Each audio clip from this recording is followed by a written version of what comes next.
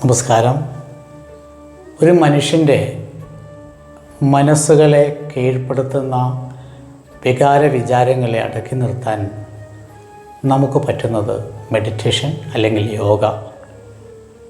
മനസ്സ് കലുഷമാകുന്ന സന്ദർഭങ്ങളിൽ തലച്ചോറിലേക്കുണ്ടാകുന്ന രക്തപ്രവാഹത്തെ നിയന്ത്രിക്കാൻ യോഗകൾക്ക് സാധിക്കുമെന്ന് പറയുന്നുണ്ട്. മാറാൻ പറ്റാത്ത രോഗങ്ങൾ യോഗകൾ കൊണ്ട് മാറിയ ചരിത്രം ഉണ്ടായിട്ടുണ്ട്. എന്നാൽ യോഗ ചെയ്യുമ്പോൾ ഒരു ഗുരുവിൻ്റെ സമക്ഷത്തിരുന്ന് വേണം യോഗ അഭ്യസിക്കാൻ.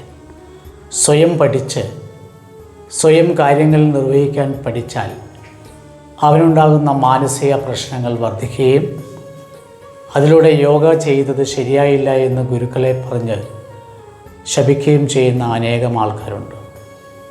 യോഗ ചെയ്യാൻ തുടങ്ങിയാൽ അല്ലെങ്കിൽ മെഡിറ്റേഷൻ ചെയ്യാൻ തുടങ്ങിയാൽ ദിവസവും ഒരു ദിനചര്യ പോലെ അത് കൊണ്ടു നടക്കുന്നതാണ് അഭികാമ്യം.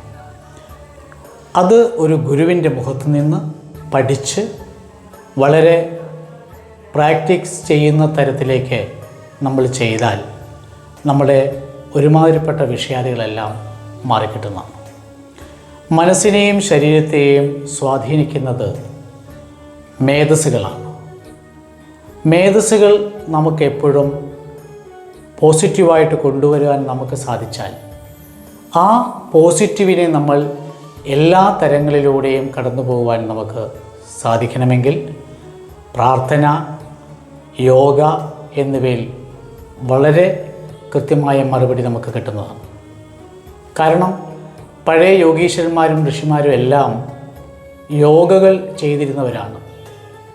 അവർ ഭഗവത് തപസ് എന്ന രീതിയിലേക്ക് ഒരുപാട് ഇന്ദ്രിയങ്ങളെ മനസ്സിലാക്കി അവർക്ക് ജ്ഞാനങ്ങൾ ലഭിക്കപ്പെടുന്നതൊക്കെ ഇതേപോലുള്ള തപസ്സുകൾ കൊണ്ടാണ്.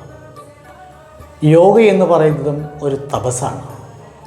തൻ്റെ ഈശ്വരീയതയെ വളർത്തി വളരെ ഉയരങ്ങളുടെ തലങ്ങളിൽ എത്തിക്കുമ്പോൾ അയാൾ അറിയാതെ തന്നെ ഋഷിയായി തീരുകയാണ്.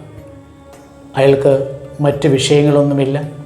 ഏത് വിഷയങ്ങളെയും അയാൾക്ക് ഇതിലൂടെ മാറ്റാൻ പറ്റും.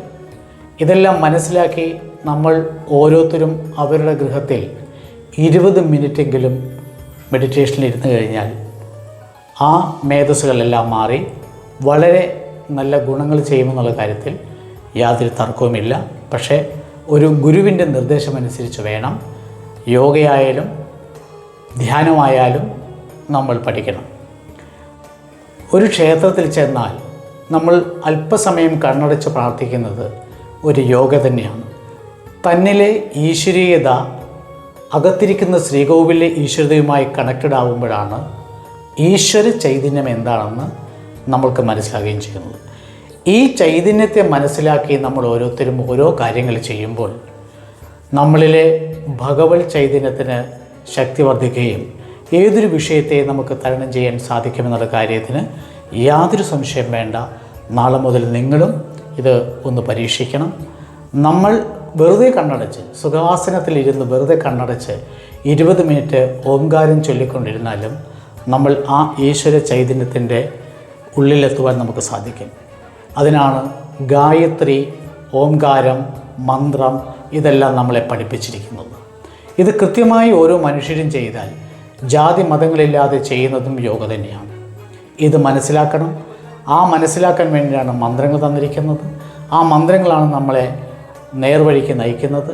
പുണ്യപുരാണങ്ങളെല്ലാം തരുന്നതും ഇതുകൊണ്ട് തന്നെയാണ്. അപ്പം മനുഷ്യൻ്റെ മനസ്സിനെ നിയന്ത്രിക്കാൻ യോഗകളിലൂടെ സാധിച്ചാൽ എല്ലാം നമ്മൾ വിജയിച്ചു എന്ന് നമ്മൾ കരുതണം. ദേഹിയിൽ നിന്ന് വിടുന്നതുവരെ ആ ദേഹിക്ക് കൊടുക്കേണ്ട ഒരംശ ചൈതന്യമാണ് മെഡിറ്റേഷൻ അല്ലെങ്കിൽ യോഗ എന്ന തത്വം. ഇത് നിങ്ങൾ ഓരോരുത്തരും മനസ്സിലാക്കുക. നന്ദി, നമസ്കാരം.